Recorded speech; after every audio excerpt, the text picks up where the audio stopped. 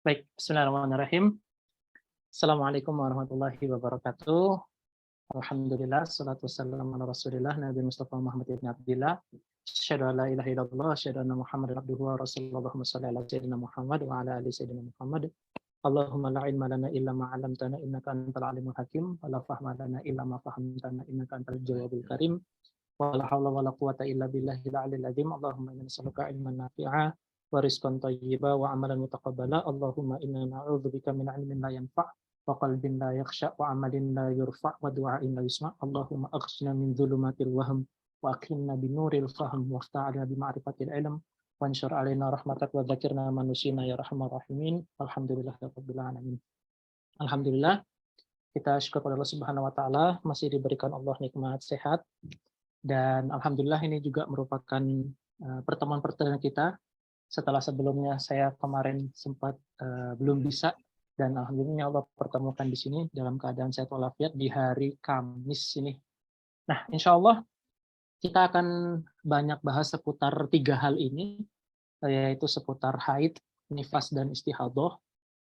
Bab yang dibilang kalau untuk bagi laki-laki ini merupakan bab yang paling agak membingungkan, seperti itu, karena memang para utamanya itu ini laki-laki nggak merasakan hal tersebut seperti itu, dan ini hanya dirasakan oleh perempuan.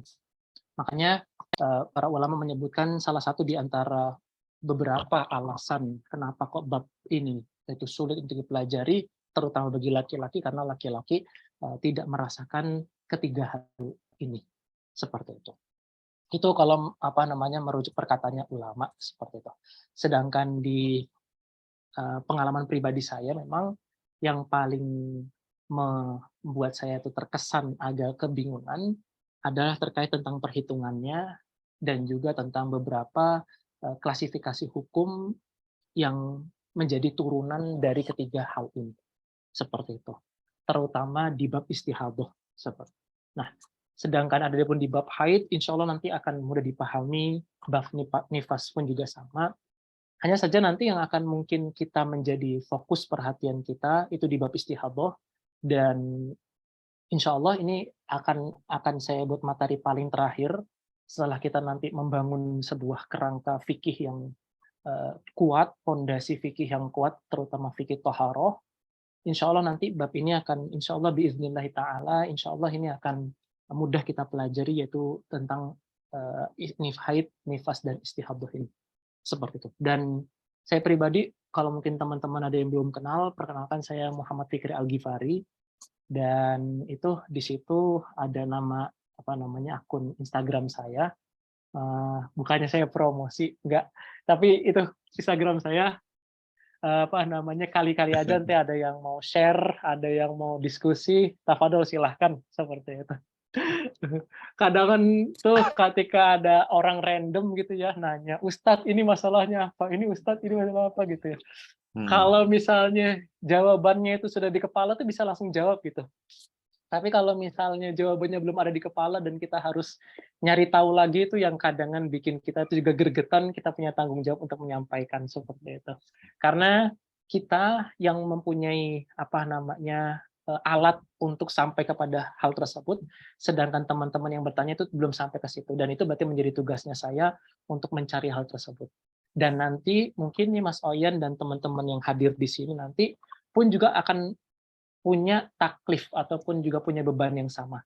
Ketika sudah tahu tentang sesuatu dan itu ada di kepala dan itu pernah tahu tapi itu lupa-lupa ingat, jangan lupa kita punya tanggung jawab untuk menyampaikan hal tersebut, seperti itu. Makanya guru saya itu pernah bilang, saya itu paling males sebenarnya kalau ditanya orang. Makanya saya nggak mau pengen show up di media, show up di mana, karena saya takut ditanya. Karena kalau saya ditanya dan saya nggak tahu, saya punya kewajiban untuk untuk menyebarkannya. Tapi ya itu menurut beliau seperti itu. Saya hanya Iya. ambil hikmahnya saja. Artinya apa di sini? Artinya memang kadangan itu kita itu dongkol sama, ataupun kita itu kurang sreg lah sama pertanyaan jamaah yang kadangan itu juga aneh-aneh, nyeleneh dan lain sebagainya. Tapi kita ingat kita punya tanggung jawab seperti itu untuk menjawab hal tersebut, dan kita sebagai yang punya ilmu, kita punya di hadapan Allah Subhanahu wa taala itu punya hujah nanti bahwasanya apa tanggung jawabmu terhadap ilmu yang telah kuberikan kepadamu, seperti itu. Itu merupakan satu hal yang harus kita tanamkan betul dalam diri, bahwasanya kita punya ilmu dan kita punya kewajiban untuk mengamalkan dan untuk mendakwahi kepada sekitar.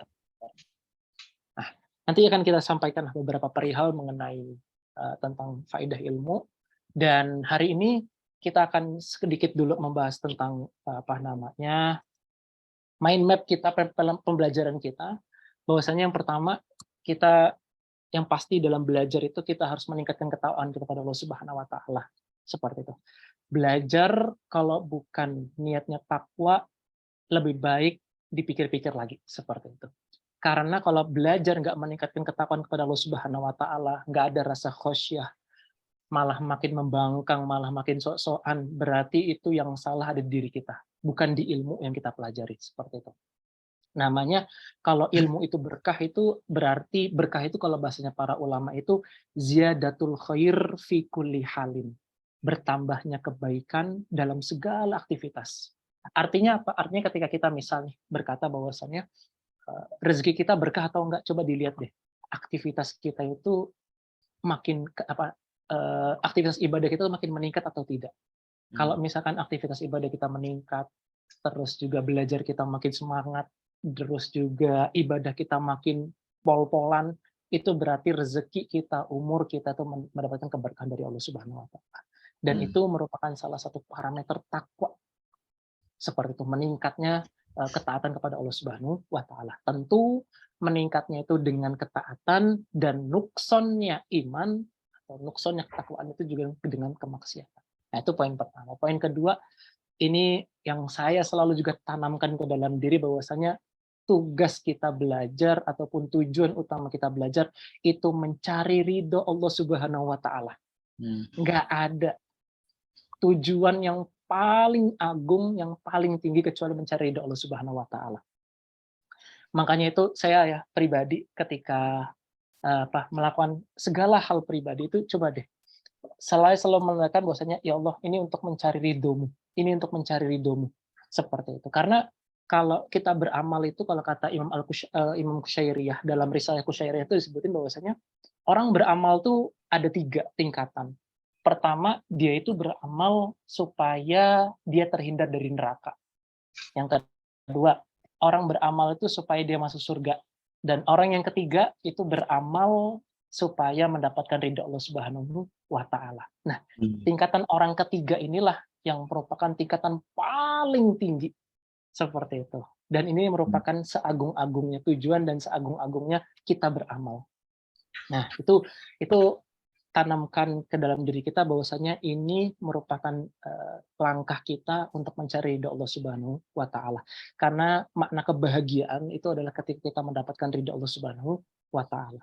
Terus yang ketiga, yang akan kita goals yang akan kita capai adalah kita mengetahui hukum-hukum syara terkait permasalahan haid, nifas, dan istihadah. Nah, insya Allah nanti ini akan menjadi goals utama kita di daurah yang akan kita laksanakan setiap pekannya ini. Yang keempat, nah ini yang paling juga penting, yang paling juga harus ditanamkan dalam diri kita, bahwasanya kita harus menjadi orang yang paling pertama mengamalkan hal ini, terutama teman-teman yang perempuan, seperti itu. Dan juga mungkin untuk para suami, untuk saya pribadi, untuk ketika ibu saya bertanya, adik saya bertanya, ataupun saudara-saudara perempuan saya bertanya, saya menjadi orang yang paling pertama untuk mengamalkan hal ini untuk diterapkan oleh mereka. Sebenarnya saya mengamalkan juga menyebarkan ilmu tersebut. Nah, tentu yang berikutnya adalah setelah keluarga saya sudah saya khitab, sudah saya seru, maka berikutnya saya menyebarkan kepada teman-teman, dan insya Allah ini menjadi suatu keberkahan bagi kita semua, seperti itu. Dan juga kita berharap sama Allah Subhanahu wa taala, semoga ilmu yang pernah saya dapatkan dari para guru-guru saya ini mendapatkan keberkahan dari Allah Subhanahu wa taala. Amin, amin ya Allah. Oke. Nah, ini goals kita, semoga bisa dipahami seperti itu. Oke. Yang kedua, yang berikutnya, bahwasannya apa sih pentingnya belajar bab ini? Seperti itu. Tentu banyak pelajaran, tentu ada hal yang ingin kita capai dari belajar ini. Seperti itu. Tapi yang paling penting dari kita belajar ini adalah kita mengetahui agama kita ini sendiri. Seperti itu. Apa dalilnya? Apa yang menunjukkan bahwasanya belajar itu wajib? Tentu ini hadis yang sangat masyhur banget. Selalu kita dengar. Mungkin kita sering dengar bahkan bahwasanya Rasulullah Shallallahu Alaihi Wasallam itu bersabda bahwasanya thalabul ilmi fardhatun ala kulli muslimin wa muslimah. Seperti mencari ilmu itu wajib. Nah, di situ ada faridotun gitu ya. Ada tak marbutoh. Kalau misalnya teman-teman yang sudah belajar bahasa Arab itu dia akan sedikit bingung gitu. Itu tolabul ilmi, itu kan muzakkar ya. Tapi kenapa kok khobarnya itu muannas faridotun? Kenapa itu pakai tak marbutoh? Bukannya harus munasib ya, harus sejalan ya, kalau udah muzakkar harus muzakkar, tapi kan muannas. Nah, faridotun di sini itu kalau misalkan secara bahasa itu tambahan tak marbutohnya menunjukkan kewajiban yang penting, harus, kudu, mesti. Jadi harus kita itu mencari ilmu bagi setiap muslim laki-laki dan muslim perempuan. Seperti itu. Ini menjadi satu kewajiban ataupun satu hal yang harus kita perhatikan, kenapa kok kita harus belajar untuk memperdalam agama ini. Lalu yang kedua, nah ini juga merupakan hadis juga yang sering kita dengar dan sering kita ucapkan mungkin kepada teman-teman kita, kepada saudara-saudara kita, kalau Rasulullah SAW, "Mayuridillahu bihi khairan yufaqihu fiddin." Rahu Syaikhun Al-Bukhari wa Muslim. Sesiapa saja yang Allah inginkan kebaikan padanya, maka ia akan difahamkan terhadap agama ini. Seperti ini dua hadis yang harus menjadi pegangan bagi diri kita, bahwasanya ada loh kewajiban kita untuk belajar. Oke, tadi di hadis sebelumnya itu Imam Nawawi itu mengatakan bahwasanya thalabul ilmi fardhatun ala kulli muslimin wa muslimah. Di situ belajar yang paling penting ataupun yang paling fardu itu ada dua pelajaran. Pertama itu pelajaran tentang akidah, yang kedua itu pelajaran tentang fikih. Seperti itu. Ini dua pelajaran yang mesti harus sering kita murojaahi, harus sering kita pelajari. Jadi ilmu akidah sama ilmu fikih. Ilmu fikih itu nanti bab yang paling azam itu ada bab ibadah. Seperti itu. Karena nanti sehatnya ibadah itu tergantung sehatnya akidah. Artinya ketika akidah ini nggak sehat, itu akan berbuntut kepada ibadah yang juga nggak sehat. Nah, makanya para ulama itu sangat mewanti-wanti sekali terkait tentang kedua hal ilmu ini. Karena kedua ilmu ini selalu berkelanjutan, kewajibannya. Terutama sholat, seperti itu. Ini kan kewajibannya berkelanjutan. Apa ya pernah kita sholat libur? Kan ya nggak pernah, seperti itu. Kalau untuk perempuan, mungkin pernah libur gitu kan. Yeah. Tapi kalau untuk laki ya nggak mungkin libur. Ngelibur paling. Nah, makanya itu kita harus mempelajari dua bab penting itu, yaitu bab akidah sama bab fikih. Seperti itu. Dan para ulama mutaqaddimin dulu itu, mereka itu sebelum belajar fikih, mereka menaruh satu bab penting, yaitu bab akidah. Jadi di dalam penulisan kitab-kitab ulama Syafi'iyah terdahulu, ya, utamanya memasukkan bab akidah dulu dalam bab fikih mereka. Jadi kalau ngajarin fikih itu mesti ngajarin akidah dulu. Itu udah pakemnya para ulama dulu. Nah, tapi berikutnya ulama-ulama yang datang setelahnya itu menghilangkan bab akidah ini. Seperti itu. Kenapa? Mereka beralasan atau rahimahumullah beralasan bahwasanya bab fikih itu atau bab akidah ini punya fan ilmu tersendiri, yaitu fan ilmu tauhid.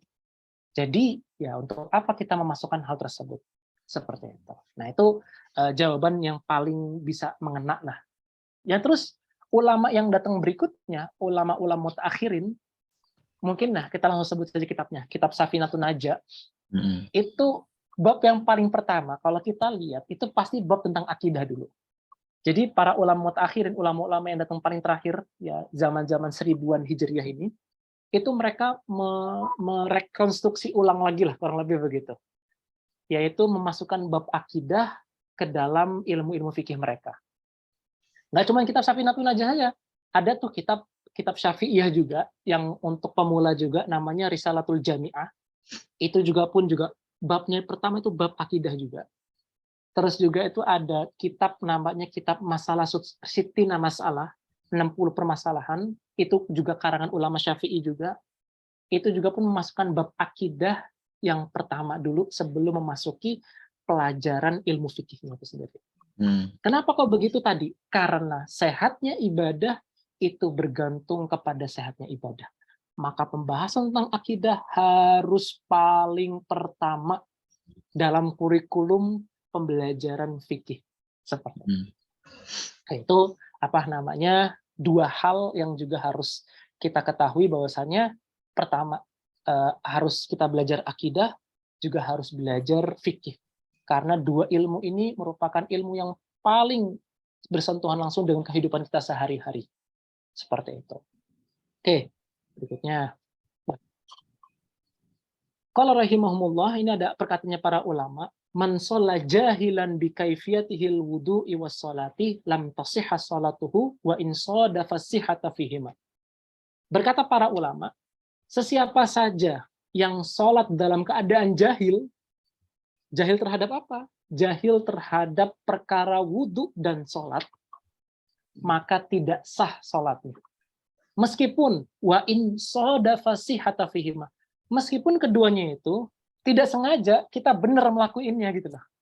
Nah, jadi di sini ulama itu membuat sebuah celaan bagi mereka-mereka yang bodoh terhadap perkara din. Jangan disangka kebodohanmu itu dimaafkan. Enggak bakal sah sholatmu. Seperti itu karena kebodohanmu tersebut. Maka pelajarilah bagaimana tata cara sholat, pelajarilah bagaimana cara wudhu, bagaimana cara toharoh, sampai kepada bab paling ujung yang menjadi perkara-perkara yang penting untuk kita pelajari. Seperti itu. Nah, ini juga merupakan sebuah nasihat yang harus kita tanamkan, bahwasanya keadaan jahil kita itu nggak dimaafkan ketika seluruh perangkat pembelajaran itu ada. Seperti itu. Nah, jadi jahil itu ada dua. Ya, jahil itu ada dua. Ada yang jahil itu dimaafkan, ada yang jahil itu nggak dimaafkan. Seperti itu. Oke. Jahil yang dimaafkan itu adalah jahil yang dia itu jauh dari para ulama. Nggak ada ulama yang datang ke daerah tersebut. Seperti itu. Makanya nanti sebenarnya ada sinergi sebenarnya antara seruan dakwah sama juga seruan belajar. Seperti itu. Sebenarnya ada sinergitas. Cuman yang menjadi pembahasan kita hari ini adalah bahwasannya ada jahil yang itu dimaafkan. Yaitu apa? Jahil yang dimana daerah tersebut itu nggak ada ulamanya di situ, dan perkampungan tersebut itu jauh dari para ulama. Sulit akses untuk mendapatkan ilmu. Nah, itu merupakan jahil yang dimaafkan. Yang kedua, ada jahil yang goiru ma'dzurin, bahasanya para ulama. Ada jahil itu yang nggak dimaafkan. Yaitu apa? Yaitu orang-orang yang nggak belajar agama, padahal di sekelilingnya itu ada ulama. Tempat dia bertanya, tempat dia mencari tahu. Ada akses internet, ada akses YouTube, seperti itu. Ada akses pembelajaran Zoom, dan lain sebagainya. Nah, ini merupakan jahil yang nggak dimaafkan. Nah, jadi ingat ya. Jadi jangan bilang nanti, ketika kita mengerjakan sesuatu, aku kan jahil, aku jadi nggak tahu dong, nggak apa-apa dong. Enggak, santai, nggak boleh begitu antum ngomongnya. Nggak bisa. Ini bukan bercandaan, perkara ini bukan bercandaan seperti itu. Ada konsekuensi hukumnya seperti nanti yang akan kita bahas, bahwasanya seluruh perkara yang kita lakukan di dunia ini, hatta sekalipun satu huruf yang keluar dari lisan kita, itu nanti ada pertanggungjawabannya di hadapan Allah Subhanahu Wa Taala. Makanya ya hati-hati. Nggak boleh kita tuh ngomong sembarangan, nggak boleh kita itu bergerak sembarangan. Nah, itu ada dampaknya perkara, ada pertanggungjawabannya di akhirat. Jadi jangan sembarangan seperti itu. Nah, makanya nanti ya untuk teman-teman yang kalau misalnya nanti punya, biasanya itu biasanya nanti ada sekelompok orang random gitu ya. Nggak apa-apa dong, saya kan jahil gitu kan, jadi saya nggak tahu nih. Nggak boleh dikasih tahu sama dia bahwasanya jahil itu ada dua. Ada jahil yang dia itu ma'zur, yang dimaafkan. Ada jahil yang dia itu nggak dimaafkan. Seperti itu. Coba jelasin ke teman-teman bahwasanya, kalian itu jahil yang nggak dimaafkan. Karena banyak loh ulama-ulama di sini sebenarnya. Ya. Nah, Biasanya Allah kan maha tahu kalau aku nggak tahu. Itu menjadi dalilnya biasanya. Seperti itu. Ya ini apa namanya, yang harus kita pahami dan harus kita perhatikan seperti itu. Nah, berikutnya yang nggak juga kalah penting apa menjadi perhatian kita bahwasanya tujuan kita belajar itu semata-mata agar supaya kita tahu apa sih yang Allah perintahkan dan apa yang Allah larang seperti itu. Kalau tadi kita sudah nyebutin bahwasanya kita harus belajar seperti itu. Nah, sekarang itu apa sih tujuan utama kita tuh belajar? Seperti itu. Tujuan utama kita belajar itu adalah supaya kita mengetahui perintah dan juga kita bisa menjauhi larangan Allah Subhanahu wa taala. Tentu untuk menghantarkan kita kepada sesuatu yang dilarang Allah Subhanahu wa taala dan apa yang diperintahkan, tentu kita punya banyak perangkat seperti itu. Semisal kita bisa mendengar kajian, semisal kita bisa membaca artikel, membaca web seperti, dan terutama juga ini juga yang paling penting adalah kita bisa kita belajar seperti itu, untuk mendapatkan informasi apa sih yang sebenarnya diperintahkan Allah Subhanahu wa taala dan apa yang Allah larang. Nah, ini juga yang nggak kalah penting untuk kita tanamkan dalam diri kita bahwasanya tujuan dari utama kita belajar adalah kita mengetahui apa yang Allah perintahkan dan apa yang Allah larang seperti itu. Dengan begitu, dengan kita mengetahui apa yang Allah larang dan apa yang Allah perintahkan, insya Allah itu akan menghantarkan kita kepada ridhonya. Seperti itu. Jadi kalau udah ridhonya Allah dapetin itu, jangankan kita minta hal yang sepele, minta surga aja Allah kasih seperti itu. Nah, makanya itu ini ada perkataan yang menarik ya dari para ulama. Ulama itu bilang begini, bahwasanya kalian itu jangan kepedean. Apa namanya? Kalau saya membahasakan ya, kalian itu jangan kepedean masuk surga karena amal yang kalian lakukan. Enggak, amal yang kalian lakukan itu kalau ditimbang dengan nikmat yang Allah berikan, itu nggak bakal ada apa-apanya amalan lo itu seperti itu. Karena nikmat Allah itu jauh lebih banyak, jauh lebih besar, dan jauh lebih agung daripada amal yang kita lakukan. Makanya masuk surga itu free pass-nya ataupun tiket masuknya itu cuma satu. Itu apa? Ridho Allah Subhanahu wa taala. Kita izinkan Allah masuk surga, itulah yang menyebabkan kita tuh masuk surga. Seperti itu. Nah, makanya tanamkan dalam diri kita belajar untuk mencari ridho Allah Subhanahu wa taala. Menghantarkan kita kepada apa yang Allah larang dan apa yang Allah perintahkan. Seperti itu. Ini yang juga nggak kalah penting untuk kita perhatikan. Kenapa kok kita harus mengetahui apa yang Allah larang dan apa yang Allah perintahkan? Kenapa? Karena ada hisab di akhirat seperti itu. Nah, ini juga sudah kita hafal seperti itu. A'udzubillahi minasyaitonirrajim. Faman ya'mal mithqala dzarratin khairan yarah wa may ya'mal mithqala dzarratin syarran yarah. Barang siapa yang mengerjakan kebaikan seberat biji dzarrah pun, itu mungkin kalau sekarang itu atom diketahui sekarang sudah ada hal yang lebih kecil lagi itu. Zarrah itu lebih kecil lagi daripada atom. Nah, jadi apa namanya? Mengerjakan kecil baik sedikit pun itu Allah akan balas. Dan barang siapa wa may ya'mal mithqala dzarratin syarran yarah, dan barang siapa yang mengerjakan kejahatan juga sebesar biji dzarrah pun Allah akan balas dia di akhirat kelak nanti. Seperti itu. Artinya apa di sini? Artinya kita mengerjakan kebaikan, kita mengerjakan keburukan, itu semua ada konsekuensinya. Nggak bisa kita bilang bahwasannya nggak ada konsekuensinya. Nggak, semua amal yang kita lakukan, mulai dari kita tidur sampai kita mau tidur lagi, itu ada konsekuensi hukumnya. Seperti itu. Nggak bisa kita sembarangan berucap, nggak bisa kita sembarangan beraktivitas, nggak bisa kita sembarangan melakukan hal-hal yang di situ nggak ada hukum syar'i. Nggak. Aktivitas kita seluruhnya itu terikat dengan hukum syar'i. Dan inilah yang paling akhir yang menjadi menjadi renungan kita bahwasanya ada hisab di akhirat. Nggak cuma ayat Zilzalah ayat 7 sampai 8 saja, ada juga di ayat yang lain Allah bilang dalam Quran surat Al-Baqarah ayat 284 seperti itu. Lillahi ma fis samawati wa ma fil ard wa in tubdu ma fi anfusikum aw tukhfu ma yuhasibukum bihillah. Nah, ini di garis bawahi. Wa in tubdu ma fi anfusikum aw tukhfu yuhasibukum bihillah seperti itu. Nah, Kepunyaan Allah lah segala apa yang ada di langit dan apa yang ada di bumi. Dan jika kamu melahirkan apa yang ada di dalam hatimu, maka kamu, atau menyembunyikan, niscaya Allah akan membuat perhitungan dengan kamu tentang perbuatanmu itu. Seperti itu. Nah, yang harus menjadi garis bawahi adalah kalimat yuhasibukum bihillah. Seperti itu. Jadi dari dua ayat tadi itu menjadi peringatan bagi kita bahwasanya di akhirat kelak itu nanti itu ada perhitungannya seperti itu. Nah, di ayat di ayat berikutnya itu sangat menarik untuk kita teliti ya. Di ayat berikutnya Allah bilang, laha makasabat wa 'alaiha maktasabat. Laha makasabat wa 'alaiha maktasabat. Oke. Jadi para ulama itu bilang begini, laha makasabat, kebaikan yang mereka lakukan itu akan mendapat ganjaran. Artinya apa? Artinya di sini kebaikan dan keburukan itu mendapatkan ganjaran juga di hadapan Allah Subhanahu wa taala. Dan diperhatikan kalimat kasabat wa 'alaiha maktasabat. Dalam bahasa Arab, ketika ada tambahan huruf, itu berarti ada tambahan makna. Seperti itu. Ada tambahan huruf berarti ada tambahan makna. Di situ ada laha makasabat, ada kalimat kasabah. Di kata berikutnya wa 'alaiha maktasabat, ada kata iktasabah. Oke.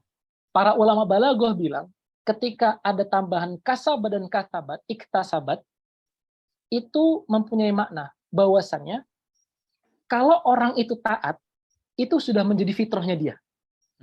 Fitrah taat, kita taat itu jadi udah fitrahnya manusia. Yeah. Tapi diperhatikan kalimat berikutnya, wa 'alaiha maktasabat. Nah, 'alaiha di situ artinya menunjukkan kepada keburukan. Jadi keburukan yang dilakukan oleh manusia sejatinya itu penuh dengan ada usaha yang dia keluarkan untuk mengerjakan keburukan. Nah, di sini para ulama bilang bahwasanya setiap kemaksiatan dilakukan oleh manusia sejatinya itu nggak sesuai dengan fitrahnya manusia. Kenapa? Karena dia butuh mengeluarkan energi untuk melawan fitrahnya dia itu. Sebagai orang yang nggak taat. Nah, di sini tuh kayak saya mendapatkan ketika membaca itu dan mendengar ayat itu dari guru kami bilang, wah, bener juga sih sebenarnya. Kalau misalkan kita perhatikan ya, orang yang minum khamr itu kan, mereka tuh kan beli khamr ya, mereka punya usaha ngeluarin duit, mereka punya usaha untuk jalan, mereka punya usaha untuk apa? Itu untuk kemaksiatan.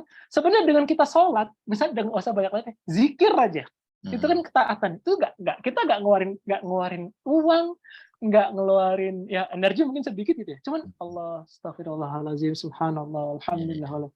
Itu tuh nggak ngeluarin energi sedikit pun seperti itu. Karena memang ketaatan.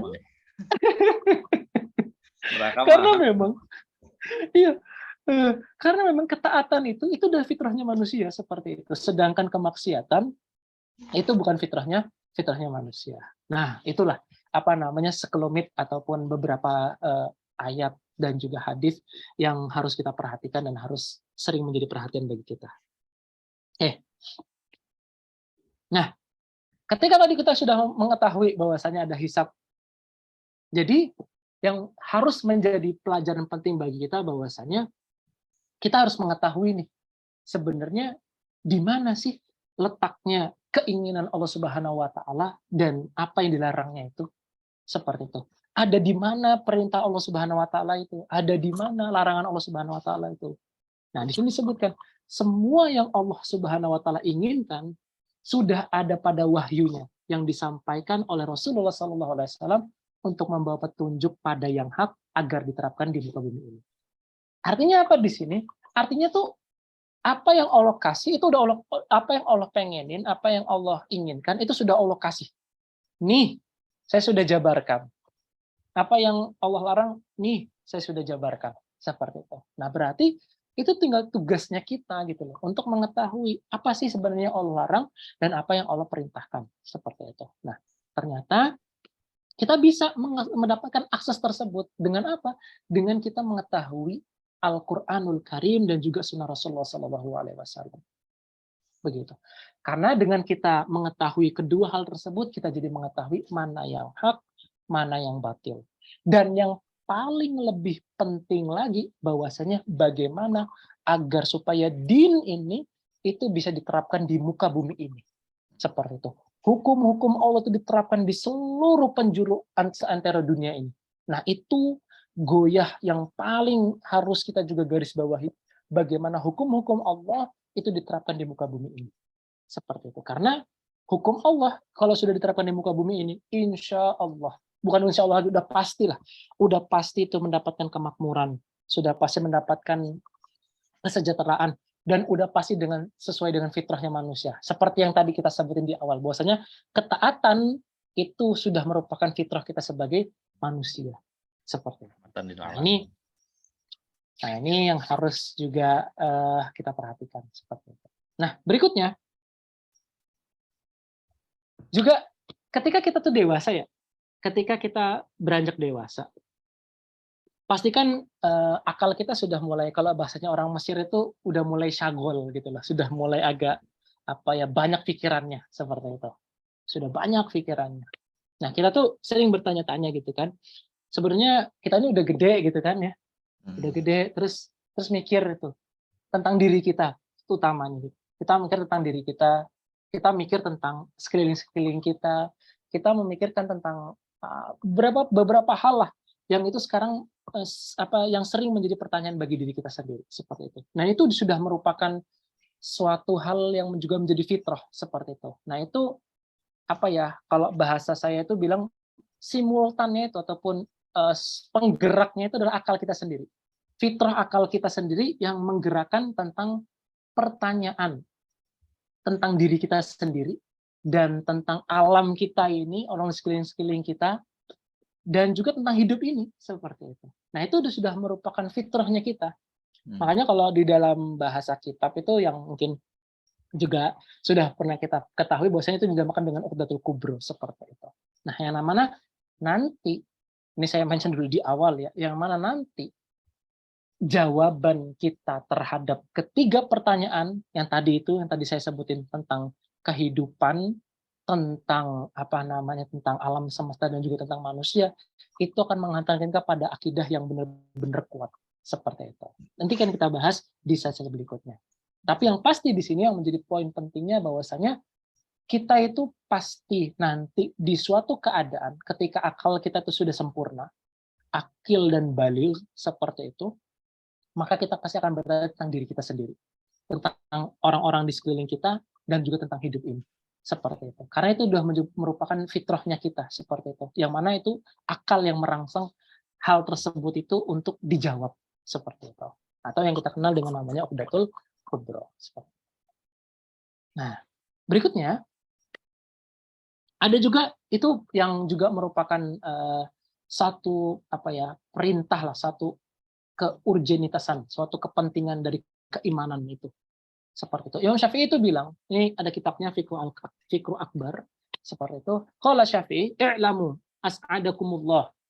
Semoga Allah melimpahkan kebahagiaan untukmu. Anna kulla mukallifin ma'murun bima'rifatillahi ta'ala. Seperti itu.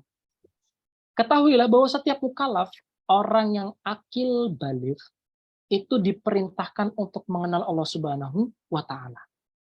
Nah, jadi mukallaf, orang yang Allah perintahkan ataupun orang yang sudah akil dan baligh ini, itu sudah diperintahkan ataupun sudah dianjurkan, sudah diseru untuk mengenal Allah Subhanahu wa Ta'ala. Seperti itu. Karena yang tadi kita bilang itu udah merupakan suatu fitrahnya kita gitu loh. Untuk mengetahui keberadaan kita, sesungguhnya itu kehidupan ini, keberadaan ini dan sekeliling kita itu sebenarnya dari mana seperti itu. Dan hidupnya saya ini untuk apa gitu, dan nanti mau kemana. Nah, itu sudah menjadi fitrahnya kita. Oke. Nah, kalau nanti teman-teman menemukan kata-kata al-fiqhu al-akbar, al-fiqhu akbar itu maknanya adalah kitab tentang akidah. Tapi kalau fikih aja, tanpa ada kata akbar, biasanya itu kita tentang fikih. Seperti itu. Jadi kalau ada kata fiqhu akbar, sebagian ataupun golibannya, sebagian besarnya itu membahas tentang fikih. Seperti itu. Tapi kalau misalkan fikih aja, berarti itu fikih aja. Menjadi fikih yang menjadi fokus dalam suatu mazhab. Nah, seperti itu. Oke, ini bisa dicari. Oke. Berikutnya. Lalu dengan apa pertanyaan kita? Seperti itu. Dengan apa kita bisa menemukan tentang keberadaan kita di dunia ini seperti itu. Lalu dengan apa juga kita bisa menemukan hakikat dari mana kita ini berasal seperti itu. Nah, di sini Allah Subhanahu wa taala sudah menyuruh kita bahwasanya banyak ayat-ayat Al-Qur'an yang memerintahkan manusia itu untuk berpikir dalam rangka menumbuhkan dan memperkuat keimanan kita kepada Allah Subhanahu wa taala.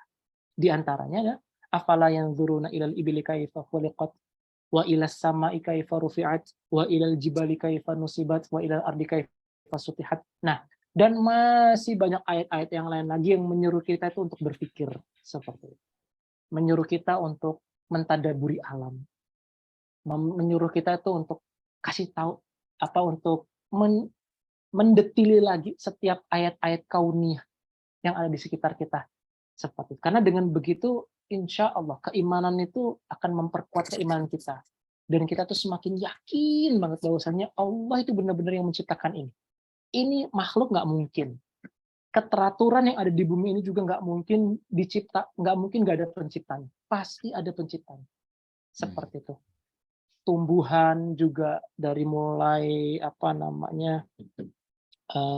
bebijian sampai kepada pohon yang menjulang tinggi seperti itu. Nah, itu juga merupakan ayat-ayat kauniyah yang menjadi khitab bagi kita untuk mentadaburi agar keimanan kita pada Allah Subhanahu wa taala itu tumbuh dengan kuat seperti itu. Nah, ini adalah perintah ataupun juga merupakan sebuah khitab bagi kita untuk mentadaburi ayat-ayat kauniyah ini.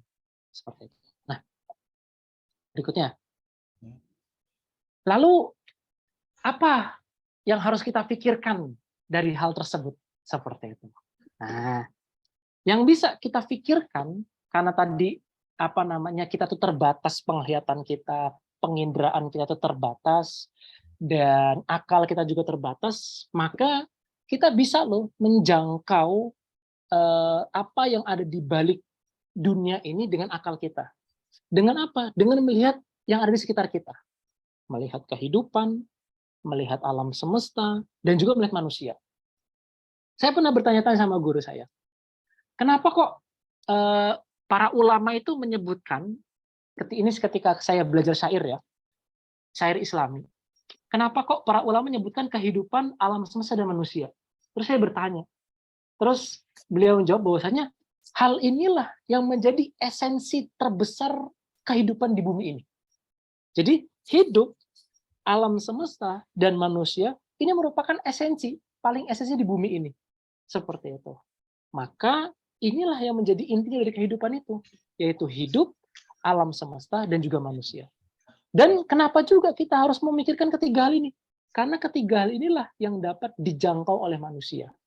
Seperti itu. Karena kalau sesuatu itu nggak dijangkau oleh manusia, biasanya itu manusia itu akan akan abailah terhadap hal tersebut, dan juga akan nggak sanggup untuk mencapai hal tersebut seperti itu. Nah, cara kita untuk mengetahui keimanan yang hakiki itu dengan mengetahui ketiga hal ini, seperti itu, tentang kehidupan, tentang alam semesta, dan juga tentang manusia. Seperti itu. Kenapa kok harus memikirkan hal tersebut? Karena ketiga hal ini merupakan esensi dari kehidupan. Yang kedua, karena ketiga hal ini dapat dijangkau oleh panca indera kita. Seperti itu. Oke. Berikutnya. Lalu pertanyaan apa yang harus kita ajukan kepada diri kita sendiri mengenai ketiga hal ini? Nah, pertanyaan yang harus kita ajukan untuk menjawab pertanyaan ketiga hal ini adalah dari manakah manusia, alam semesta, dan kehidupan ini? Nah, berikutnya, untuk apa manusia, alam semesta, dan kehidupan ini ada? Dan yang ketiga, kemana manusia, alam semesta, kehidupan, dan kehidupan setelah ini? Oke. Dengan menjawab ketiga pertanyaan mendasar ini, yang tadi saya bilang, yang tadi sudah kita mention tadi di awal dinamakan dengan Uqdatul Kubra itu nanti akan menjadi akan menjadi sebuah akidah yang kokoh. Akidah tersebut itu akan mengarahkan kita kepada tujuan hidup, mengarahkan kita kepada gaya hidup, mengarahkan kita kepada seluruh masalah dalam hidup, seperti itu. Dan ini yang mungkin nggak saya dapetin. Ini saya harus akui banget. pelajaran tentang bagaimana cara agar supaya akidah itu bisa menjadi gaya hidup kita, akidah itu bisa menjadi arah hidup kita, akidah itu sebagai penuntun kita, itu nggak saya dapetin di pelajaran akidah yang selama ini saya pelajari. Artinya apa di sini? Artinya di sini, apa namanya, Syekh Taqiyuddin An-Nabhani, bisa saya sebut seperti itu, rahimahullahu taala, itu meletakkan, membuat paradigma baru. Seperti itu. Paradigma baru, bahwasannya bagaimana sih akidah ini itu bisa berefek kepada seluruh kehidupan lini kehidupan kita. Dalam kehidupan bermuamalah, dalam kehidupan bersosialisasi, dalam kehidupan berumah tangga mungkin, dalam kehidupan pendidikan, dan dalam segala aspek-aspek yang lain. Bagaimana akidah ini itu bisa menjadi sebuah motor penggerak akidah ini supaya menjadi otaknya dari seluruh aspek kehidupan yang ada di bumi ini. Nah, ini yang kita sebut sebagai namanya fikrah kulliyah. Seperti itu. Bagaimana akidah itu menjadi rules kita, menjadi guidance kita, menjadi panduan kita untuk menyusuri kehidupan di dunia ini. Karena dengan kita mengetahui hal tersebut dan dengan menjawab ketiga pertanyaan ini, maka arah hidup kita makin jelas. Tujuan kita tuh hidup tuh makin terang. Gaya hidup kita pun juga makin terarah. Seperti itu. Nah, kalau kita belum bisa menjawab ketiga pertanyaan ini, maka kita nggak akan pernah bisa tuh mencapai arah yang benar-benar hak, tujuan yang benar-benar menjadi tujuan paling penting bagi kita. Dan kalau kita nggak menjawab pertanyaan ini, gaya hidup kita tuh akan semaunya sendiri, seenaknya sendiri, seperti itu. Padahal kita tuh butuh ketiga hal ini, butuh akidah ini untuk menuntun kita kepada arah dan tujuan serta gaya hidup kita, seperti itu. Nah, yang mungkin yang juga nanti bisa menjadi perhatian penting bagi kita adalah bahwasanya bagaimana nanti akidah itu bisa menjadi sebuah motor paling kuat untuk menjadi penggerak kebangkitan seperti itu. Terutama kebangkitan bagi diri kita sendiri. Kebangkitan juga untuk nanti untuk semesta alam, kebangkitan untuk masyarakat, dan untuk kebangkitan untuk negara utamanya. Nah, itu juga yang menjadi nanti perhatian bagi kita, bagaimana nanti sih kita meramu ke tengah-tengah umat seperti itu yang nanti kita akan menjadi para dai itu, dan juga para mu'allimin dan mu'allimat, bagaimana kita bisa membawa akidah ini untuk menjadi motor penggerak kita di hadapan kepada umat, agar umat itu bangkit dari keterpurukan penjajahan mereka. Seperti itu. Nah, ini juga pertanyaan yang harus kita jawab, yang harus kita renungkan, yang harus ketemu jawabannya. Nggak boleh kita nggak ketemu jawabannya. Karena hal yang paling fatal ketika kita nggak menemukan jawaban atas tiga pertanyaan ini, hidup kita tuh nggak akan terarah, tujuan hidup kita tuh nggak akan pernah bisa pada ujungnya, karena kita nggak pernah tahu tujuan itu sebenarnya apa, gaya hidup kita juga pun makin berantakan. Karena hidup kita itu nggak diatur dengan akidah. Seperti itu. Oke, berikutnya. Nah, akidah yang itu tadi menjadi guidance kita, menjadi motor penggerak kita, itu tuh kalau para ulama bilang tuh gini, para ulama bilang itu seperti kalimatan thayyibatan. Seperti Quran surat Ibrahim ayat 24 dan 25 ini. Allah Subhanahu wa taala berfirman, "Alam tara kaifa daraballahu mathalan kalimatan thayyibah." Nah, di situ para ulama itu saya kutip dari tafsirnya Tobroni ya. Tobari tafsirnya Tobari, bahwasanya para ulama itu kalimatan thayyibah ini apa? Seperti itu.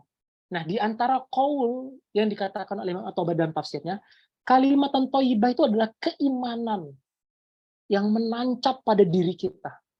Seperti itu. Jadi di sini sebutin kalimatan thayyibatan kasyajaratin thayyibah asluha sabitun wa far'uha fis sama. Yang mana akidah itu yang kokoh tadi itu berada di paling dasar dalam hidup kita. Asluha sabitun. Sabit itu maknanya itu nggak goyah. Kalau udah akar tuh paling dalam itu udah nggak bakal goyah dia. Wa far'uha fis sama. Far'uha di sini tuh dimaknai sebagai samaroh, sebagai buah. Seperti itu. Nah, itu dia menjulang tinggi ke langit. Seperti itu. Afwan, far'uha di sini dimaknai dengan cabangnya. Afwan, cabangnya itu menjulang tinggi sampai ke langit. Seperti itu. Nah, di ayat berikutnya Allah sambung lagi. Tu'ti ukulaha kullahinin biizni rabbiha. Yang mana nanti kalimat thayyibah tadi itu yang sudah menjalar dalam yang sudah tertanam dalam diri kita, akidah yang sudah kokoh itu tadi, itu akan mengeluarkan buah yang sangat ranum. Seperti itu. Akan menghasilkan buah yang sangat manis. Kulahinin. Nah, di sini juga ada ulama berbeda pendapat. Hinin di sini maknanya apa? Seperti itu. Nah, tapi yang paling bisa kita artikan bahwasanya orang yang sudah punya akidah yang kokoh, yang sudah menjulang tinggi ke langit akar-akarnya, dia itu akan memberikan kebermanfaatan untuk orang lain. Nah, jadi ini ibarat parameter orang itu kalau akidahnya sukses, orang itu kalau akidahnya sahihah, dia pasti akan memberikan kebermanfaatan orang lain. Kenapa? Karena akidah yang sahihah, akidah yang benar-benar tertanam dalam diri kita itu orang-orang yang mempunyai hal tersebut itu nggak mencukupkan diri dengan dirinya sendiri. Dia pasti akan ngajak orang lain. Ngajak siapa? Ngajak keluarganya, ngajak orang terdekatnya. Nah, ini merupakan parameter bahwasanya kalau akidah itu kita sahihah, pasti samarohnya itu, buahnya itu akan dirasakan setiap harinya. Seperti itu. Makanya ulama ada yang bilang bahwasanya hinin di sini maknanya adalah naharon walailan. Jadi setiap pagi dan petang. Jadi kalau bisa kita andaikan ya, orang yang kalau udah akidahnya sahihah, terutama alim, itu pasti tidurnya pun juga itu ada ilmunya. Ketawanya pun juga ada ilmunya seperti itu. Karena dia itu memberikan manfaat untuk orang lain. Nah, berikutnya Allah bilang lagi bahwasanya biizni rabbiha. Tentu itu semua dengan izin Allah Subhanahu wa taala. Seperti itu. Nah, ini merupakan ayat yang juga bisa menjadi renungan bagi kita dan juga ayat yang juga menjadi parameter bagi kita bahwasanya akidah kita itu sahihah atau belum, seperti itu. Kalau misalkan belum, coba yuk kita mengevaluasi diri. Kita harus sampai kepada akidah yang sahihah dan ini akidah yang sudah kokoh ini teracuni oleh hal-hal kecil seperti itu. Karena saya pernah baca gitu seperti itu, ada satu buku namanya seperti itu. Kadangan kita secara nggak langsung secara nggak langsung itu orang-orang Muslim itu latah seperti itu. Misalnya disebutin dalam kitab, saya nggak ingat nama penulisnya. Misalnya ulang tahun perkawinan seperti itu. Ulang tahun perkawinan, terus ulang tahun, terus apalagi ya, dan budaya-budaya yang nggak dikenal Islam itu kadang-kadang nggak kita sadari kita mengamini hal tersebut. Kita melakukan hal tersebut. Yang padahal itu merupakan sebuah parasit yang bisa merusak akidah kita. Nah, ini makanya yang harus kita perhatikan bahwasanya jangan sampai nih kita itu nyantai-nyantai aja dengan akidah yang kita ada dalam diri kita sekarang. Makanya kita harus setiap perkataan dari orang lain, setiap ada istilah dari orang lain, setiap ada apapun yang ada dari orang lain, kita harus perhatikan. Ini sebenarnya omongannya hak atau tidak sih seperti itu. Jangan sampai nanti pikiran tersebut atau istilah tersebut atau ide tersebut itu masuk dalam diri kita dan itu kita amini dan itu kita lakukan dalam aktivitas kita yang mana itu akan berdampak kepada rusaknya akidah kita secara perlahan. Nah, makanya di sini tuh ada perkataan menarik Ustaz Oyen, dulu guru saya pernah bilang begini. Jadi halal haram itu yang harus diperhatikan orang tua sih. Sebenarnya waktu itu nasihatin saya. Orang tua enggak Afan. Waktu itu kapan ya? Saya nggak ingat deh. Intinya gini. Bahwasanya halal haram itu bukan pada makanan semata saja. Tapi halal haram itu juga itu berkaitan dengan informasi yang kita dapatkan. Artinya apa di sini? Artinya beliau ingin mentanbih bahwasanya hati-hati dengan informasi yang kalian konsumsi. Hati-hati dengan istilah-istilah yang digencarkan oleh orang-orang. Hati-hati dengan ide-ide yang mereka gencarkan seperti itu. Jangan sampai nih ide-ide mereka, istilah-istilah mereka, informasi-informasi yang mereka sebar itu justru merusak akidah kita. Nah, makanya di sini hati-hati. Kalau bermain sosmed itu hati-hati. Sekarang itu informasi itu udah kayak deres banget itu. Udah nggak bisa apa ya, udah ada kalau bahasa Arab itu udah ada faudo, udah ada kekacauan itu. Banyak banget informasi. Makanya usahakanlah bijak dalam ngambil informasi. Karena tadi yang seperti saya bilang tadi, yang seperti guru saya bilang, bahwasanya halal haram itu bukan hanya pada makanan saja, tapi halal haram juga itu kita harus perhatikan pada informasi yang kita konsumsi.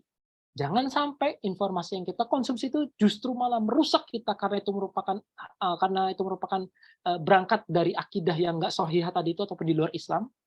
Seperti itu kita harus perhatikan itu setiap informasi istilah dan ide yang ada di luar untuk kita konsumsi. Jangan sampai ide-ide tersebut, istilah-istilah tersebut itu kita amini dan itu malah merusak akidah yang sahihah yang sudah kita tanamkan dari sejak kecil. Seperti itu. Nah, itu beberapa perhatian yang harus kita perhatikan lebih detail lagi.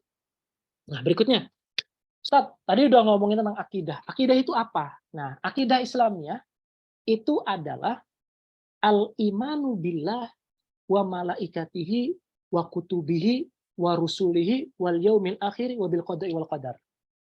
Jadi akidah Islamnya itu adalah keimanan kepada Allah Subhanahu wa taala, kepada malaikatnya, kepada kitab-kitabnya, kepada utusannya, kepada hari kiamat, dan kepada qada dan qadar. Seperti itu. Nah, saya mau ngasih spoiler dulu di awal nih. Bahwasannya dari 6 hal yang kita sebutin di sini ini, nanti ada 3 hal yang bisa kita imani lewat akal kita. Dan 3 hal berikutnya itu kita bisa imani ataupun kita nggak bisa mengimani dengan akal.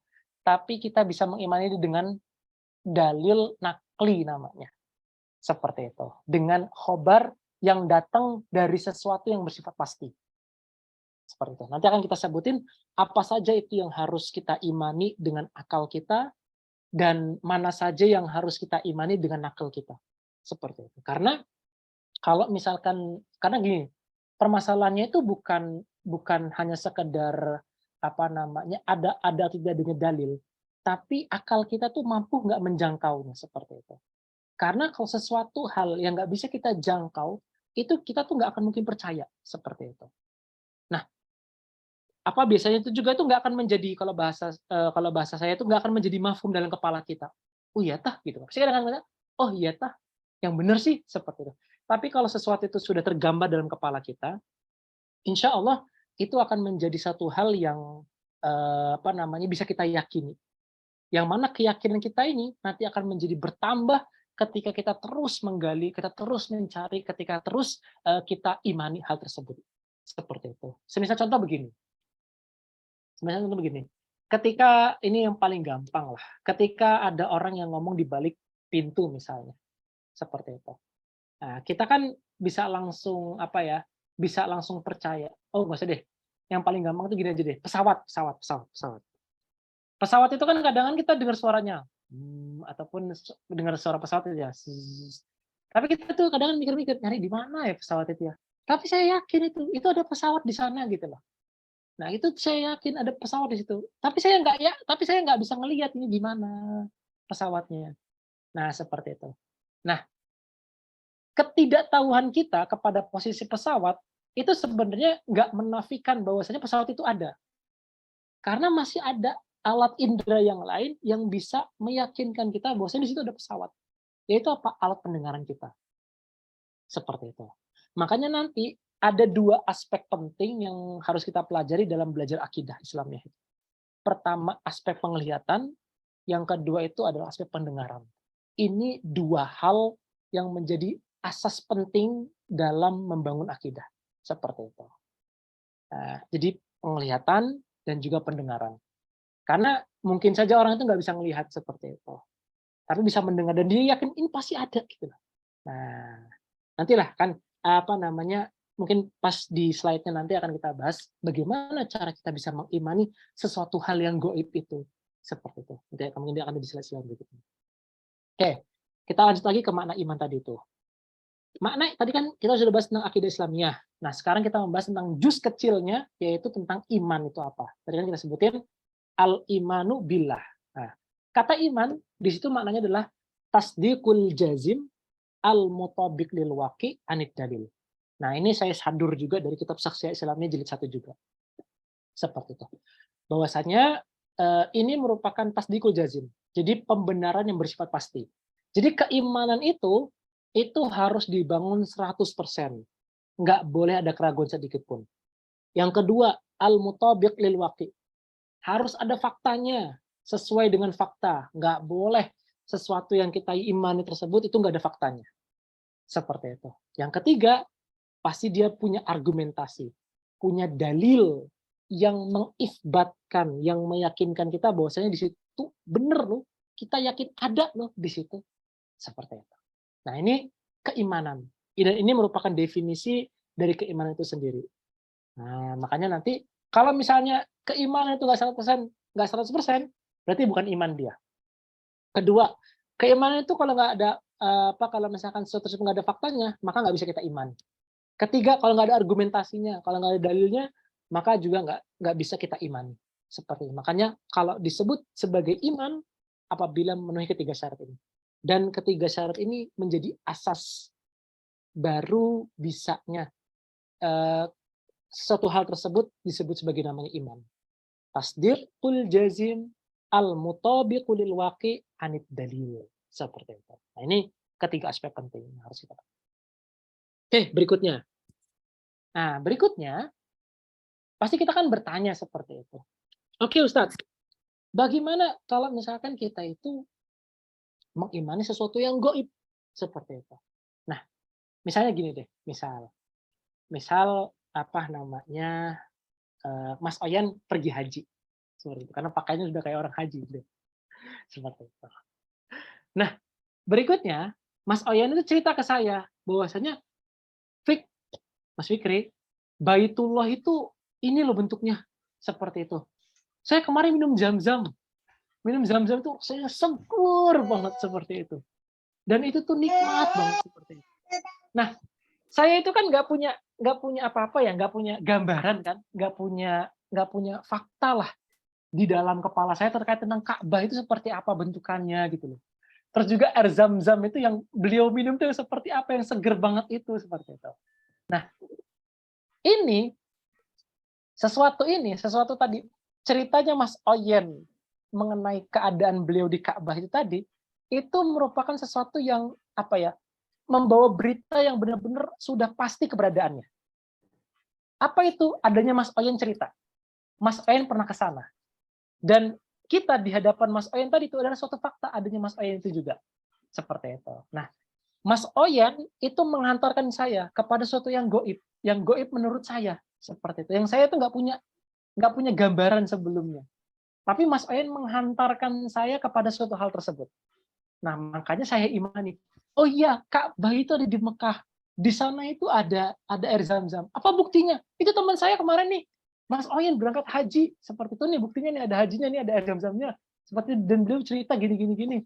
Nah, ada buktinya kemarin beliau beli tiket tulisannya Saudi seperti itu. Berarti beliau benar-benar bisa yakin bahwasanya ini apa namanya, ada loh Ka'bah itu seperti itu.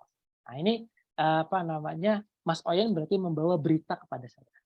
Nah, ini juga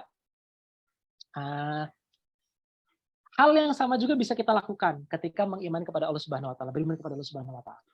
Seperti itu. Nah, beriman kepada Allah Subhanahu wa taala itu nggak bisa langsung ujuk-ujuk kita langsung bisa mengimani Allah Subhanahu wa taala, enggak. Kita butuh sesuatu hal yang lain seperti itu. Karena zatnya Allah Subhanahu wa taala ataupun sifatnya Allah Subhanahu wa taala, bentuknya Allah Subhanahu wa taala nggak bisa kita jangkau dengan akal kita. Seperti itu. Makanya ini juga menjadi diskusi sih Mas Oyen dan juga teman-teman yang lain, bahwasanya ada tuh satu firqah Islamiyah yang mungkin kita nggak sebut lah ya, itu kesalahan mereka itu adalah ketika mereka itu menjangkau sifatnya Allah Subhanahu wa taala.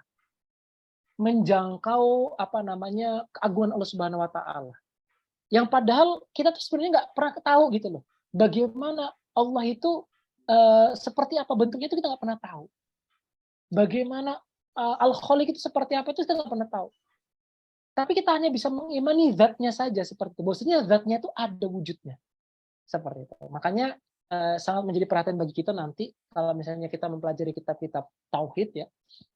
Nanti itu biasanya itu ada maksudnya pembahasan tentang apa namanya Allah Subhanahu wa taala, tentang sifat-sifatnya Allah. Yang padahal itu nggak bisa kita jangkau seperti itu.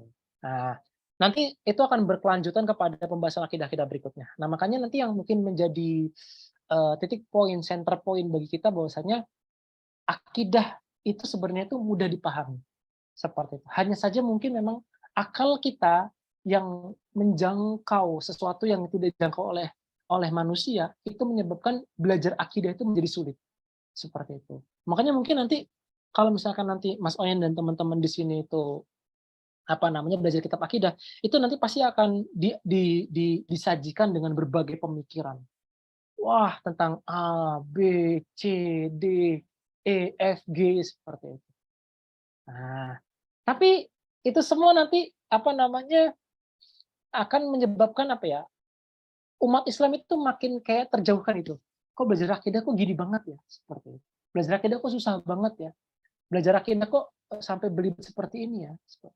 Padahal bisa kita simpulkan loh, bisa kita ringkas belajar akidah itu dengan sesuatu hal yang bisa kita indra. Jangan kita mengindra sesuatu hal yang nggak bisa kita indra.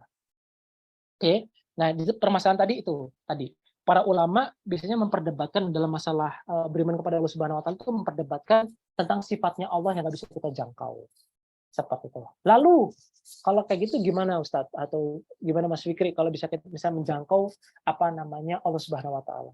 Nah, pertama tentu tadi yang bisa kita jangkau adalah alam semesta, terus kehidupan dan manusia ini. Apa buktinya? Buktinya bahwasanya mereka itu terbatas, lemah, dan saling membutuhkan. Seperti itu. Nah, mereka itu butuh sesuatu hal yang lain. Seperti itu. Sesuatu tersebut itu kokoh, sesuatu itu tangguh, dan sesuatu itu yang nggak butuh sesuatu yang lain. Dia berdiri sendiri dan tegak sendiri. Yaitu adalah Al-Khaliq itu sendiri, Allah Subhanahu wa Ta'ala. Dan tentu ketika kita itu sudah mentok, nggak ada yang lain lagi selain Allah Subhanahu wa Ta'ala, maka kita akan menemukan bahwasanya Allah itu ada dan Allah adalah pencipta kita. Seperti itu. Jadi beriman kepada Allah Subhanahu wa Ta'ala itu melalui ayat-ayat kauniyahnya. Melihat alam sekeliling kita, melihat alam semesta, kehidupan, dan juga manusia ataupun diri kita sendiri, yang mana diri kita sendiri itu saling membutuhkan. Nah, butuhnya kita itu kepada sesuatu yang lain. Dan ada sesuatu yang lain lagi yang menjadi sandaran bagi sesuatu yang dibutuhkan ini. Yaitu apa? Sesuatu yang sesuatu yang lain itu, sesuatu yang lain tersebut adalah Allah Subhanahu wa Ta'ala, yang mana dia nggak butuh sesuatu yang lain dan dia itu nggak butuh makhluk tersebut. Seperti itu. Oke, nah inilah kita akan sampai kepada keimanan kepada Allah Subhanahu wa Ta'ala melalui ayat-ayat kauniyahnya. Seperti itu. Terus yang berikutnya. Siapa pencipta itu? Seperti itu. Pasti ada pertanyaan lagi. Bahwasanya pencipta itu tentu nggak akan kita bisa kita bisa langsung jangkau. Kita butuh dalil. Makanya dalam kita mengetahui siapa pencipta itu, tadi kita sudah memastikan bahwasanya ada Al-Khaliq. Maka ketika kita bertanya siapa pencipta itu, maka kita nggak bisa langsung menjangkau sifatnya. Nah, di sini kita nggak boleh menggunakan akal kita. Seperti itu. Maka yang harus kita butuhkan berikutnya adalah tentang dalil yang membantu kita untuk mengenal pencipta. Kita butuh dalil-dalil yang nakli, butuh dalil-dalil yang ada sumbernya, argumentasi yang bersifat nakliyah, yang itu bersumber dari pencipta. Seperti itu. Nah, yang mana hal tersebut itu akan mengantarkan kita kepada pencipta kita itu sendiri. Nah, berikutnya, lalu apa dalil yang menunjukkan ataupun apa dalil yang mengantarkan kita pada pencipta itu sendiri? Yaitu adalah kalamullah Al-Qur'anul Karim. Seperti itu. Nah, inilah di Al-Quran itulah Allah Subhanahu wa Ta'ala sudah ngasih tahu kita bahwasanya inilah aku, Allah Subhanahu wa Ta'ala. Dan nggak ada Tuhan yang lain kecuali Allah Subhanahu wa Ta'ala. Dan Sejak saat itulah kita sudah percaya bahwasanya ada Allah Subhanahu wa taala yang menciptakan kita. Oke, berikutnya. Sekarang kita bertanya-tanya. Tadi kita sudah sampai kepada bab bahwasanya Allah menjelaskan dirinya tentangnya ini dalam Al-Qur'an. Berikutnya, bagaimana cara kita itu bisa memahami Al-Qur'an dan kita bisa yakin bahwasanya Al-Qur'an itu dari Allah Subhanahu wa taala. Nah, kita punya dua kemungkinan yang ini umum diketahui oleh orang. Seperti itu. Bahwasanya Al-Qur'an itu datang atau dibawa oleh Muhammad dan orang-orang Quraisy itu pun juga tahu bahwasanya Al-Qur'an dibawa oleh Muhammad. Yang kedua, orang-orang juga itu tahu bahwasanya Al-Qur'an itu belajar dari bahasa Arab. Seperti itu. Nah, di sini saya sengaja ya melambangkan Al-Qur'an melambangkan bahasa Arab itu dengan huruf dot. Seperti itu. Filosofinya adalah bahwasanya huruf dot itu, ini sekedar maklumat. Huruf dot itu adalah huruf yang paling sulit untuk diucapkan. Seperti itu. Dan yang paling sempurna mengucapkan huruf dot hanyalah Rasulullah SAW. Seperti itu. Makanya sedangkan logotul Arabiyah itu disebut sebagai namanya logot dot. Bahasanya dot. Karena apakah huruf dot? Karena huruf dot adalah huruf yang paling sulit untuk diucapkan. Jadi do ada yang sampai monyo do gitu. Kalau ada tuh belajar itu kan seperti itu. Nah, itu beberapa perihal lah mengenai oke. Nah, berikutnya ini dua hal yang tadi di umum kita ketahui. Berikutnya bahwasanya ada bukti yang menyebabkan ataupun ada bukti yang membuktikan bahwa Al-Qur'an itu dari kalamullah. Pertama, bahwasanya karangan bangsa Arab, kedua karangannya Muhammad, yang ketiga karangannya Allah ataupun berasal dari Allah Subhanahu wa taala. Nah, tentu yang pertama tadi bisa kita bantah seperti itu. Bahwasanya Al-Qur'an itu tidak mungkin karena tidak ada satu orang pun yang membuat semisal Al-Qur'an itu sendiri. Hatta sekalipun bapaknya Khalid bin Walid bin Mughirah yang waktu itu memenangkan kontes syair paling indah seperti itu, yang syairnya itu dipajang di Ka'bah seperti itu. Itu dia bilang sendiri bahwasanya ini bukan kalam yang biasa, ini pasti kalam dari Rabbul Alamin, dari Allah Subhanahu wa taala. Nggak mungkin ini kalau manusia itu buat yang semisal ini. Seperti itu, dan masih banyak lagi bukti-bukti yang menunjukkan bahwasanya orang Arab itu nggak mampu menandingi bahasa Al-Qur'an. Sekalipun guru besar kami, ini juga diketahui teman-teman dan juga Mas Ayan sendiri, bahwasanya ada namanya dokter kami itu namanya Dokter Ibrahim Al-Khuli. Dokter Ibrahim Al-Khuli itu beliau sudah wafat di 2023 kemarin, bahwasanya kemukjizatan Al-Qur'an ataupun bahasa Al-Qur'an yang tinggi itu nggak akan pernah ada habisnya untuk diungkapkan. Seperti itu. Karena pasti akan ada makna-makna baru yang akan lahir dari Al-Qur'an itu sendiri, dan akan ada akan ada tadabbur yang panjang dan juga berfaedah yang bisa menguatkan akidah itu keluar dari ayat-ayat Al-Qur'an itu sendiri. Makanya saya bisa pastikan kurang lebih gitu bahwasanya Al-Qur'an itu benar-benar datang dari Rabbul Alamin. Seperti itu. Nah, inilah apa yang juga patut menjadi perhatian bagi kita, bahwasanya Al-Qur'an itu datang dari Allah Subhanahu wa taala. Nah, berikutnya yang mungkin juga menjadi perhatian bagi kita bahwasanya kenapa kok Al-Qur'an itu berbahasa Arab seperti itu. Nah, itu yang sering menjadi pertanyaan bagi kita. Bahwasanya gini, ini saya kutip juga dari dosen saya, bahwasanya dulu itu ada sebuah konferensi di mana gitu yang dihadiri oleh para sastrawan dari berbagai negara, utamanya dari negara Jerman gitu, yang mengatakan bahwasanya bahasa Arab itu merupakan ummul lugah, seperti itu. Itu merupakan sebuah ibunya bahasa. Yang itulah yang bahasa Arab inilah menjadi ibunya bahasa yang akan melahirkan bahasa-bahasa yang lain. Seperti itu. Nah, maka Oleh sebab itu, atas pernyataan itu tadi, kata guru saya bilang bahwasanya, maka Allah pilihlah Al-Quran sebagai, Allah pilihlah bahasa Arab sebagai bahasa turunnya Al-Quran. Seperti itu. Karena bahasa Arab itu merupakan ummul lughah. Seperti itu. Itu merupakan sebuah bahasa yang benar-benar nggak ada tandingannya. Bahasa yang paling terbaik di bumi ini. Dan kata guru saya bilang, kalau ada bahasa yang lebih dari bahasa Arab, maka Al-Quran akan turun dengan bahasa tersebut. Tapi nyatanya tidak ada, dan Al-Quran tidak datang dengan bahasa Arab. Maka oleh sebab itu Al-Quran datang dengan sebaik-baiknya bahasa, dan bahasa yang terbaik itu adalah bahasa Arab. Seperti itu. Itu terkait beberapa fun fact lah tentang bahasa Arab itu sendiri. Oke, tapi balik lagi ke sini bahwasanya karangannya bangsa Arab itu gagal. Kedua, karangannya Muhammad. Nah, tentu juga ini juga nggak bisa kita percaya omongan ini, bahwasanya Muhammad itu sendiri itu bagian dari orang Arab, seperti itu. Nah, yang mana orang Arab itu sendiri pun Al-Quran menyangkal bahwasanya Al-Quran itu ataupun isinya Al-Quran itu menyangkal bahwasanya Al-Quran itu bukan dari orang Arab, seperti itu. Maka ucapan orang bahwasanya Al-Quran dari karangan Muhammad, maka itu bisa kita diskusikan kebenaran bahwasanya Al-Quran itu bukan karangan. Dan yang ketiga, bahwasanya Al-Quran itu datang dari Rabbul Alamin, Allah Subhanahu wa Ta'ala. Inilah yang paling tepat dan paling benar. Seperti itu. Karena ini sesuai dengan fitrah kita dan sesuai dengan akal kita. Oke. Nah, berikutnya.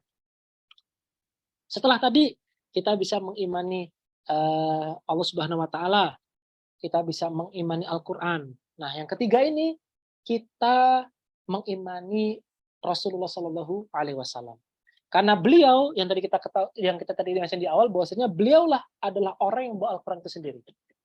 Seperti itu. Nah, lalu berikutnya yang mungkin menjadi pertanyaan bagi kita, apa sih sebenarnya tujuannya diutus Rasul? Seperti itu. Apa sih tujuan utama diutus Rasul? Karena nanti ketika kita belajar akidah itu lebih dalam lagi, seperti itu, ada loh orang-orang yang memperdebatkan tentang hukum irsalur rasul. Apa sih hukumnya? Apa pengutusan Rasul itu sendiri? Seperti itu bagi Allah Subhanahu wa Ta'ala. Oke. Jawabannya adalah sebenarnya kita nggak bisa bilang itu pertanyaan yang salah seperti itu. Kenapa kok kita bisa menghukumi Allah Subhanahu wa Ta'ala untuk mengutus Rasul? Ya suka-sukanya Allah Subhanahu wa Ta'ala. Seperti itu. Nah, bahwasanya itulah yang harus kita perhatikan tentang hal tersebut. Halo. Seperti itu. Nah, tadi hukum tadi menjadi perdebatan itu adalah tentang hukum irsal Rasul, itu lebih baik kita hindari seperti itu. Tapi yang pasti bahwasanya adanya Rasul itu merupakan sebuah kebutuhan. Yang mana manusia itu nggak bisa hidup sendiri dan dia butuh orang lain untuk memenuhi kebutuhan sehari-harinya. Nah, interaksi yang terjadi saat memenuhi kebutuhan tersebut harus ada yang mengatur agar keharmonisan, ketentraman itu bisa tercapai. Seperti itu. Nah, inilah yang menjadi sebab paling utama kenapa Rasul itu diutus. Seperti itu. Kenapa kok harus ada yang mengatur, dan kenapa kok interaksi tersebut kok harus ada diatur, supaya keharmonisan dan ketentraman hidup itu bisa tercapai. Halo. Oke, berikutnya ini mohon maaf ya. Nah, berikutnya bagaimana cara kita bisa mengimani Rasulullah Sallallahu Alaihi Wasallam? Yang kedua, bahwasanya Al-Quran ataupun Rasulullah Sallallahu Alaihi Wasallam itu datang dengan risalahnya itu membawa aturan. Kenapa kalau harus dengan aturan?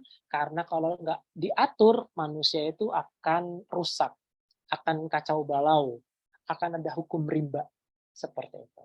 Maka ini akan batil seperti itu. Kerusakan ada di mana-mana.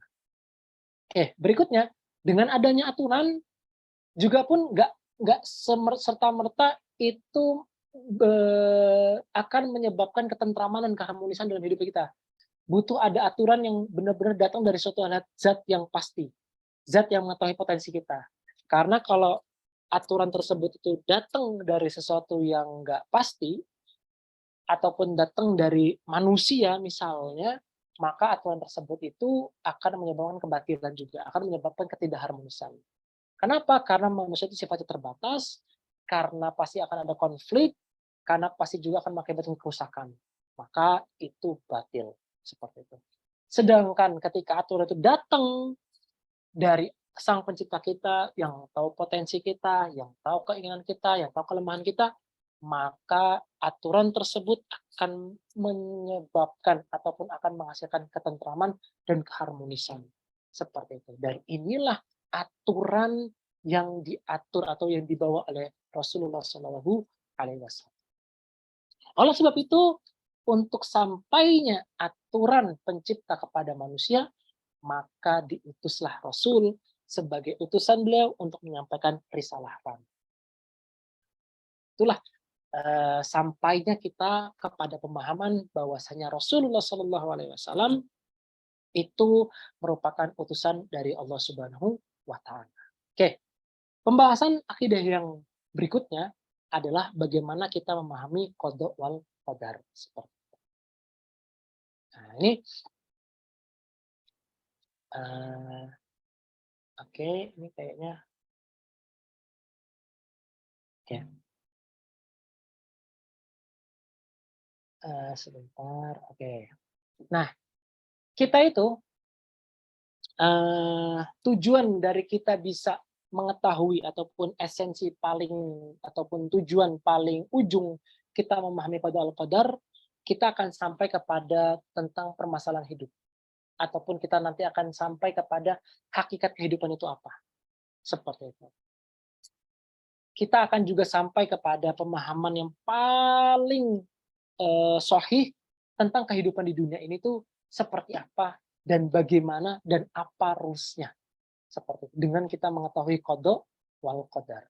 Nah, di sini kita sebenarnya sudah pernah teken kontrak ya sama Allah Subhanahu wa Ta'ala, bahwasanya wa id aqadha rabbuka min bani adam min zuhurihim dzurriyyatahum asyhadahum ala anfusihim alastu birabbikum fa'amanna qalu bala syahidna. Seperti itu. Nah, di sini Allah itu nanya kepada kita, bahwasanya bukankah aku Tuhanmu? Mereka semua menjawab, benar, engkaulah Tuhan kami. Nah, kami menjadi saksi yang demikian supaya kamu tidak berkata pada hari kiamat kelak, sesungguhnya kami adalah lalai tidak beri pengetahuan tentang hakikat tauhid ini. Tuh, berikutnya adalah tentang rahasia kematian ataupun tentang kematian itu sendiri. Alladzi khalaqal mauta wal hayata liyabluwakum ayyukum ahsanu amala wa huwal azizul ghafur. Seperti itu. Adanya kematian dan kehidupan itu pun juga menghantarkan kita apapun pembahasan qada wal qadar kita akan memahamkan kepada kita tentang hakikat dari kematian dan kehidupan ini. Seperti itu sebenarnya apa dan kenapa kok harus diciptakan seperti itu. Oke. Dan yang yang paling penting juga nanti ini saya mention di awal lagi ya, bahwasannya nanti dengan kita mengetahui qada wal qadar, kita akan mendapatkan suatu hal yang menenangkan hati. Bahwasannya diciptakannya laki-laki dan perempuan itu udah sesuai dengan qadarnya kita. Artinya pernah tuh saya ditanya tuh sama murid saya gini, Ustadz, kok jadi perempuan kok ribet banget ya, seperti itu. Sampai ada jawab pertanyaan gitu. Kenapa? Ini hukum tentang haid, nifas, istihadah tuh banyak banget seperti itu, kata dia gitu. Ya, seperti itu. Dan saya kayak berpikir gitu loh, kenapa ya? Kok mereka bisa sampai kepada pertanyaan seperti itu? Nah, itu yang saya pikir ini kayaknya ada yang salah dari pemahaman mereka terhadap bab qada wal qadar. Seperti itu. Bahwasanya harusnya ketika pemahaman qada wal qadar itu tertancap kepada diri mereka, bahwasanya pertanyaan nggak mungkin ada. Nggak mungkin pertanyaan ini muncul seperti itu. Nah, pertanyaan ini muncul di dalam diri mereka karena ketidaktahuannya mereka terhadap bab qada wal qadar. Nah, nanti akan kita bahas lebih dalam lagi ataupun apa sih sebenarnya qada wal qadar ini itu seperti apa. Oke, berikutnya ada dua himpunan seperti itu. Yang satu menjadi dalam kendali kita, yang satu di luar kendali kita. Nah, yang satu yang nanti akan menjadi sunatullahnya seperti itu, bahwasanya udah alam ini terjadi begitu saja dan itu bukan di dalam kendali kita, seperti itu. Dan yang kedua itu di luar kendali kita, seperti itu. Nah, dalam kedua hal ini nanti ada yang terjadi pada manusia dan juga yang terjadi pada alam itu sendiri, seperti itu. Tapi yang pasti yang ada di dalam kendali kita itu kita punya pilihan. Sedangkan yang ada di luar kendali kita itu tidak punya pilihan. Artinya itu sudah merupakan sunatullah dan itu sudah Allah yang ciptakan begitu. Seperti itu. Oke, berikutnya. Yang ada di dalam kendali kita seperti itu. Ini sepertinya saya terbalik ya naruh PPT-nya seperti itu. Oke, ini kayaknya saya terbalik naruh PPT-nya. Ini adalah sesuatu yang di luar kendali kita. Oke, ini sesuatu yang di luar kendali kita. Contohnya apa? Contohnya adalah kita tidak punya kuasa atas permasalahan tersebut. Semisal yang bersifat sunatullah itu misalnya terbit dari timur dan manusia itu nggak bisa terbang, terus nasab manusia atau keturunannya, terus warna kulit, rambut. Nah, itu juga bukan merupakan daerah yang bisa kita ajukan kepada Allah Subhanahu wa taala, kenapa kok saya harus begini? Sebenarnya itu udah memang kodenya dari Allah Subhanahu wa taala. Maka sikap kita sebagai seorang mukmin menerimanya dengan ikhlas dan sabar seperti itu. Oke, berikutnya yang ada di luar kendali kita, nah kan kebalikan kan? Yang ada di luar kendali kita, bahwasanya Allah Subhanahu wa taala memberikan pilihan-pilihan bagi kita. Allah memberikan jalan kepada kita, ini jalan buruk, ini jalan yang benar. Ini jalan Allah ridhoi, dan ini Allah jalan murkai. Seperti itu. Dan tadi, yang seperti kita bilang di awal, bahwasanya setiap pilihan itu ada konsekuensinya. Dan setiap aktivitas yang kita lakukan ada hisapnya. Seperti itu. Mau kita minum air putih, mau minum jus, atau minum alkohol, seperti itu. Kita mau pergi untuk sholat ke masjid, atau kita malah pergi untuk bermaksiat. Nah, sikap seorang mukmin yang di dalam daerah yang bisa dikendalikan olehnya, mohon maaf ya ini saya kembali lagi, bahwasanya ini PPT saya kebalik, bahwasanya kita memilih jalan yang Allah ridhoi.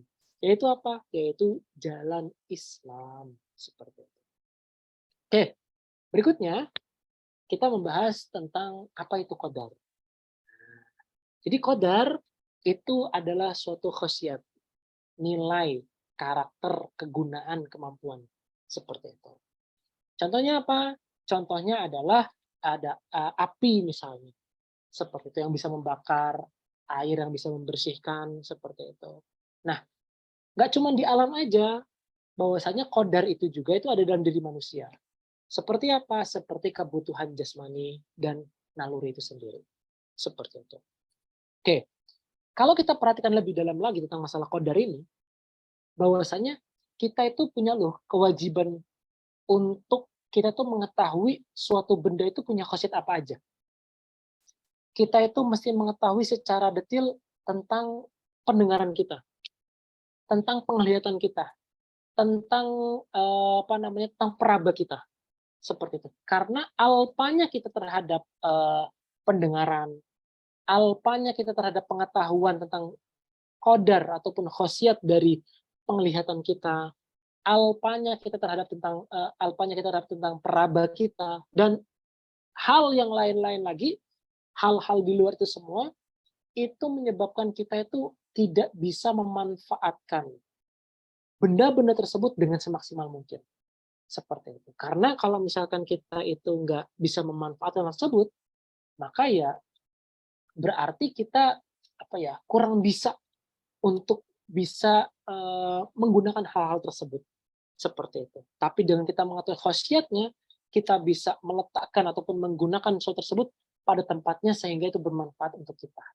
Seperti itu. Begitupun juga apa yang ada dalam diri kita dan apa yang ada di luar diri kita. Seperti itu. Nah, dan itu tadi merupakan materi terakhir. Insya Allah di pertemuan berikutnya kita akan masuk ke gerbang fikih seperti itu. Dan semoga bermanfaat. Nanti kalau ada diskusi, mungkin kita akan diskusikan di room Zoom saja. Kurang lebihnya mohon maaf, dan pada Allah saya mohon ampun. Dan saya akhiri, bila taufiq wal hidayah. Wassalamualaikum warahmatullahi wabarakatuh. Waalaikumsalam warahmatullahi wabarakatuh.